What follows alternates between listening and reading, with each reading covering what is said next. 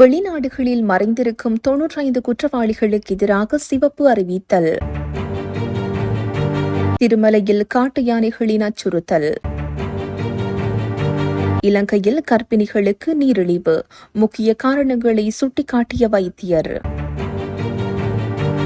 விசேட அதிரடிப்படையின் சீருடையை ஒத்த காட்சட்டை யாழில் கைதான இளைஞர். முல்லைத்தீவில் யானை தாக்கிய 19 வயது இளைஞன் உயிரிழப்பு. நுவரெலியாவில் அதிகாலையில் துகள் உறைபனி பொழிவு.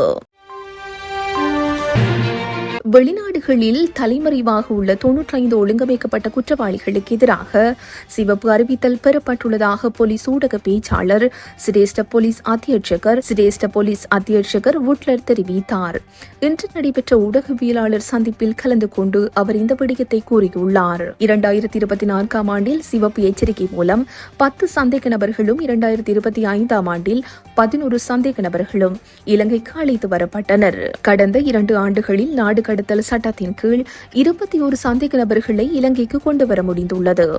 வெளிநாடுகளில் இருந்து குற்ற செயல்களை முன்னெடுத்து வரும் குற்றவாளிகள் பலரை நாம் அடையாளம் கண்டுள்ளோம். அதன் ஒரு கட்டமாகவே இன்று ஐக்கிய அரபு ராச்சியம், அபுதாபி சர்வதேச போலீஸ், துபாய் போலீஸ் மற்றும் தூதரகங்களின் உதவியுடன் 2 ஆண்களும் ஒரு பெண்ணும் இலங்கைக்கு அழைத்து வரப்பட்டனர். கைதானவர்கள் பல கொலை சம்பவங்களுடன் மற்றும் நிதி மோசடியுடன் தொடர்புடையவர்கள் என்று போலீஸ் ஊடக பேச்சாளர் தெரிவித்தார்.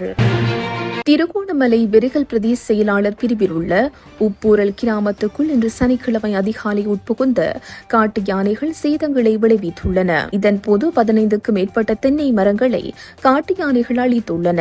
அத்தோடு வீடொன்றும் அங்கிருந்த பொருட்களும் காட்டு யானைகளால் சேதப்படுத்தப்பட்டுள்ளன. இந்த யானை தாக்குதலின் போது வீட்டில் இருந்தோர் உயிர் தப்பியுள்ளதாகவும் தெரிவிக்கின்றனர். மேலும் தொடர்ச்சியாக தமது கிராமத்தில் காட்டு யானைகளின் அச்சுறுத்தல் காணப்படுவது தொடர்பில் கவலை தெரிவித்துள்ளனர். எனவே சம்பந்தப்பட்ட அதிகாரிகள் இந்த விடயத்தில் நடவடிக்கை மேற்கொண்டு யானை பாதுகாப்பு வேலி அமைத்து தருமாறும், பாதிக்கப்பட்ட தமக்கு நஷ்ட ஈட்டை பெற்றுத் தருமாறும் வெறிக்கல் உப்பூரல் கிராம மக்கள் கோரிக்கை விடுத்துள்ளனர். இலங்கையில் சுமார் 13.9% தாய்மார்களுக்கு கர்ப்ப காலத்தில் நீரிழிவு நோய் ஏற்படுவதாக இலங்கை மருத்துவ சங்கத்தின் தலைவர் மற்றும் நீரிழிவு மற்றும் நாளமில்லா சுரப்பியல் ஆலோசகர் வைத்தியர் மணில்கா சுமணதிலக தெரிவித்துள்ளார். கர்ப்பத்திற்கு முன்பு அதிக எடை அல்லது உடல் பருமன் மற்றும் ஆரோக்கியமற்ற உணவு பழக்க வழக்கங்கள் கர்ப்ப கால நீரிழிவுக்கான முக்கிய காரணங்களாகும் என்று அவர் சுட்டிக்காட்டியுள்ளார். மேலும் கர்ப்ப கால நீரிழிவு நோயால் பாதிக்கப்பட்ட தாய்மார்களுக்கு பிறக்கும் குழந்தைகள் பிற்காலத்தில் நீரிழிவு உள்ளிட்ட தொற்றாத நோய்களுக்கு அதிக அபாயத்தில் இருப்பதாகவும் அவர் எச்சரித்தார். அதிக எடை அல்லது பருமனான பெண்கள் ஆரோக்கியமான உணவு பழக்கம் மற்றும் வழக்கமான உடற்பயிற்சி மூலம் கர்ப்பத்திற்கு முன்பே உடல் எடையை 7 முதல் 10% வரை குறைத்தால் இந்த ஆபத்தை கணிசமாக குறைக்க முடியும் என்றும் வலியுறுத்தியுள்ளார். போலீஸ் விசேட அதிரடிப்படையின் சீருடையை ஒத்த ஆடையை அணிந்த இளைஞர் ஒருவர் யாழில் கைது செய்யப்பட்டுள்ளார். யாழ் நகரில் உள்ள நட்சத்திர விடுதியொன்றின் முன்பாக விசேட அதிரடிப்படையினர் அணியும் காட்சட்டையை ஒத்த ஆடையை அணிந்திருந்தவரே இவ்வாறு கைது செய்யப்பட்டுள்ளார். யாழ்ப்பாணம் விசேட அதிரடிப்படையினருக்கு கிடைத்த தகவலுக்கு அமைய குறித்த கைது நடவடிக்கை நேற்று முன்னெடுக்கப்பட்டது. கைதான சந்தேக நபர் விசாரணைகளுக்கு பின்னர் யாழ்ப்பாணம் தலைமையக போலீஸ் நிலையத்தில் ஒப்படைக்கப்பட்டுள்ளார். மேலதிக விசாரணைகளுக்கு பின்னர் சந்தேக நபரை யாழ்ப்பாண நீதவான் நீதிமன்றத்தில் முற்படுத்த போலீசார் நடவடிக்கை எடுத்துள்ளனர். முல்லைத்தீவு தேராங்கண்டல் பகுதியில் வயல் காவலில் ஈடுபட்டிருந்த 19 வயது இளைஞர் ஒருவர் காட்டு யானை தாக்குதலுக்கு இலக்காகி பரிதாபமாக உயிரிழந்துள்ளார். இந்த சம்பவம் இன்று அதிகாலை 4 மணியளவில் இடம்பெற்றுள்ளது. உயிரிழந்தவர் தேராங்கண்டல் பகுதியைச் சேர்ந்த பொன்முடி சுயந்தன் என்னும் 19 வயதுடையவர் என்று தெரிய வந்துள்ளது.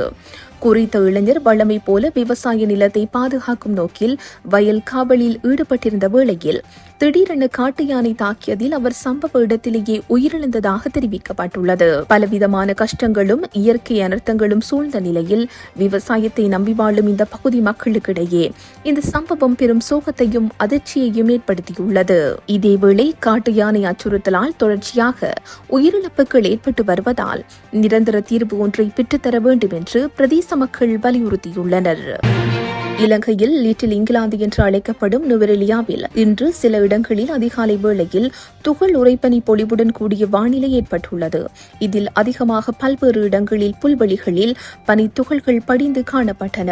நுவரெலியாவில் ஒவ்வொரு வருடமும் டிசம்பர் மாதத்தில் பனிப்பொழிவு காணப்படும் நிலையில் இந்த வருடத்தின் ஆரம்பத்தில் நுவரெலியா நகரில் உள்ள பூங்கா தேயிலை தோட்டங்களில் பனிப்பொழிவு காணப்படுகின்றன. இதனால் தாவரவியல் பூங்கா, புல்வெளிகள், கிரகரிவாவி கரையோரம், பூந்தோட்டங்கள், தேயிலை மரங்கள், அலங்கார மரங்கள் உள்ளிட்ட நீண்ட மரக்கறி தோட்டங்கள் உள்ளிட்ட பகுதிகளின் மீது படர்ந்த ஐஸ் துகள்களின் தாக்கம் அதிகமாகவே இருந்தது. இதனால் சுற்றுச்சூழல் முழுவதும் இரு கண்களையும் வசீகரிக்கும் அளவில் வெள்ளை நிறத்தில் காணப்பட்டன. அங்கு நிலவும் மாறுபட்ட காலநிலை சுற்றுலா பயணிகளை அதிகம் கவர்ந்துள்ளதால் அவர்களின் எண்ணிக்கையிலும் அதிகரிப்பு காணப்படுவதாக சுட்டிக்காட்டப்பட்டுள்ளது. மேலும் பனிப்பொழிவால் தேயிலை, மரக்கறி மற்றும் மலர் உற்பத்திகள் பெரிதும் பாதிக்கப்பட்டுள்ளதாகவும் குறிப்பிடப்படுகிறது. இதில் தேயிலை தோட்டங்களில் செடிகள் கருகும் அபாயம் உள்ளது. இதேவேளை காலை முதல் மாலை வரை கடும் உஷ்ணமான காலநிலையுடன் வெயிலும், மாலை முதல் மறுநாள் அதிகாலை வரை வழக்கத்திற்கு மாறாக கடும் குளிரும் நிலவி வருகிறது. மேலும் இப்பிரதேசத்தில் கடும் குளிர் 95 டிகிரி செல்சியஸுக்கு கீழே உள்ளதால் துகள் உறைபனி ஏற்பட்டு வருவதாக தெரிவிக்கப்படுகிறது. இத்துடன் இன்றைய பிரதான செய்திகள் நிறைவு பெறுகின்றன.